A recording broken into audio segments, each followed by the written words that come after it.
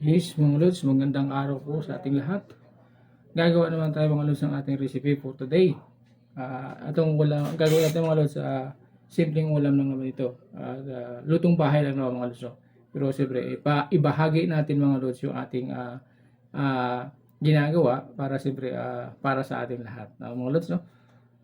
Ito ang ginawa ko mga lods. Ito yung ating munting baboy mga lods, karne ay ginutay-gutay na natin mga lods. Ayan, ginutay-gutay na natin yan, oh. Ayan, ating baboy. Baboy yan mga lods, no. Ayan. Tapos mga lods, siyempre, itong ating kangkong mga lods. Ayan, ito yung ating kangkong. Gugutay-gutayin na rin natin para mai-prepare na natin yung ating lulutuing ulam. So, simple lang ito mga lods, no. Gagawin natin ng mga lods. Habang yan mga lods, no?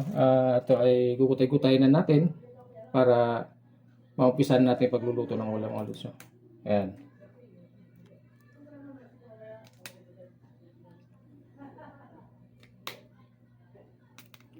Pag ihiwalay natin mga lods yung yung dahon tsaka tangkay para kasi yung tangkay, alam naman natin yung tangkay medyo pag niluluto natin yan medyo matigas ng konti. So, ihiwalay natin yung dahon mga lods sa tangkay. Ayan.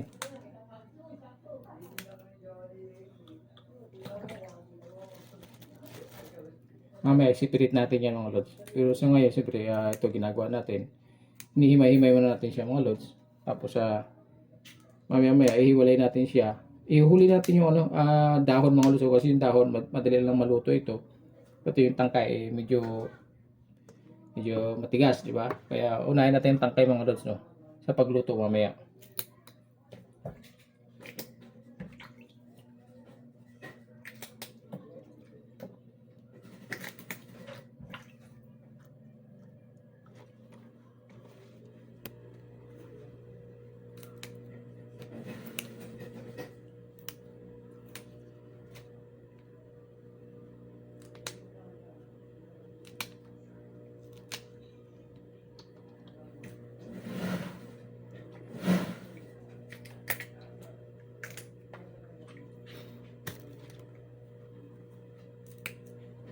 Ayan mga lods, iwalay natin, abangan natin mga lods, i-umpisa na natin pag luto natin mga lods para sa ating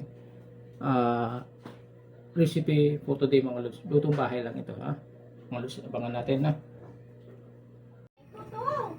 Yes mga lods, umpisa natin natin pagluluto mga lods. Ito, bawang. Ayan. Ako kasi pag nagluluto ako mga lods, inuuna ko yung bawang. Tapos after ng bawang, susunod naman natin ating sibuyas mga lods, no? Ayan, no? Kasi pag mabango kasi ang bawang mga lods pag nauna siya, tapos sunod natin yung ating sibuyas mga lods. Ayan. Okay. Tapos siyempre mikos-mikos lang muna natin mga lods. Tapos siyempre ilagay natin mga lods yung ating siyempre pag mayroong sibuyas, bawang, sunod natin yung ating kamatis. Ayan mga lods, no? Ayan. Ano lang muna natin yung mga lods ng kamatis. Ayan, medyo tiga-tiga natin mga lods yung kamatis para umano siya, madurog siya mga lods, no? Ayan. Siyempre, habang nililigos-ligos natin yung mga lods, no? Ayan, paluto-luto natin yung kamatis natin. Tapos siyempre, ilagay natin yung lods ng ating baboy na iwan natin mga lods, ilagay natin siya. Ayan. Tapos mikos-mikos lang tayo. Ayan. Ayan, luto-lutoin natin yung ating baboy mga lods. Ayan.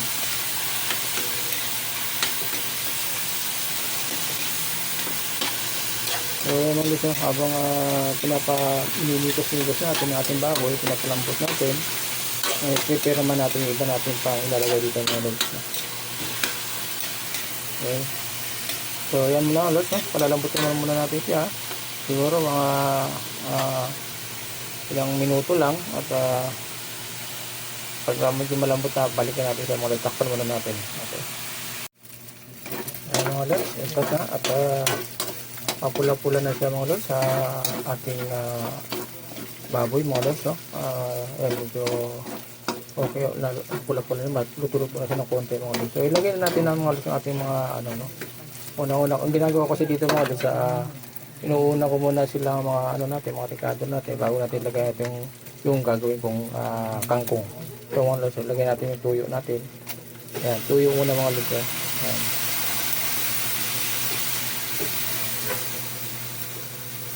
Ayan mga lods, no? At syempre mga lods, mikos-mikos natin yung mga lods, no?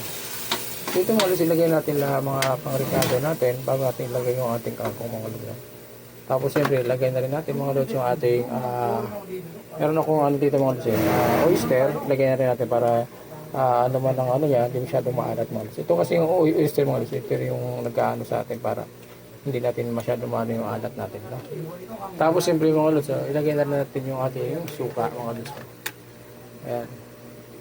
Suka natin, ilagay natin suka natin. Ayan. Ayan. Yes. Tansyahan lang yan mga lods, no? Tansyahan lang yan at tapos kunting mikos-mikos lang. Ayan, mikos-mikos natin. At siyempre mga lods, ano na rin natin, lagyan na natin yung ating ito, yung ating ginisa mix. Ayan. Timplahan na rin natin mga lods, no? Ayan, nasa inyo mga lods, ako ginisa mix ang ilalagay natin mga lods. Tapos ito naman yung ating paminta. Ayan, lagyan natin ng paminta. Durog ang nilagay ko mga lods, no? Durog kasi nga pagka buo mga lods yung ano natin, nilagay natin isa na sabay sa pagkain, mga mga lods, no? Ayan, ikos-mikos lang muna natin yung mga lods, no? Ano natin yung ating tuyo dito, patalabi natin mga lods at maya-maya ng konti, lagay natin yung ating kangkong mga lods, okay? So ito mga lods, tikman natin mga lods kung okay na siya. Ayan.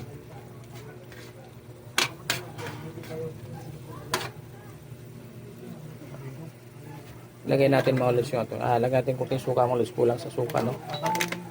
Ayan, ayan. Kunting suka mga lods. Tapos siyempre lagay natin yung ating kangkong mga lods, eh. Iunahin natin mga lods yung yung tangkay. Ayan. Tangkay muna, tangkay. Ayan. Ipaano muna natin yung tangkay mga lods. Tapos saka isunod natin yung ating dahon, no? Ayan. Ubus natin yan mga lods, yung ating tangkay, ubus natin yan. Ayan, tapos kunting mikos-mikos. Ayan.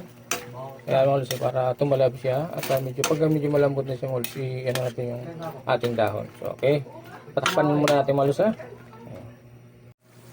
Ayan mga lods, sunutan natin yung ating dahon mga lods. Iubusan natin. Ayan. Tapos, iyan lang natin mga lods. Ayan. Mamaya pag yung mga lods, tikman ulit natin kung okay na yung recipe natin mga lods. So yan, takpan lang muna natin mga lods, no? Hanggang sa maluto yung gulay natin. Okay, so ito na mga lods yung ating recipe for today. Tikman natin mga lods. Yummy, okay na siya mga lods, no? Ayan, at medyo malambot na rin yung ating baboy mga lods. Okay, thank you for watching po mga lods. Bye bye.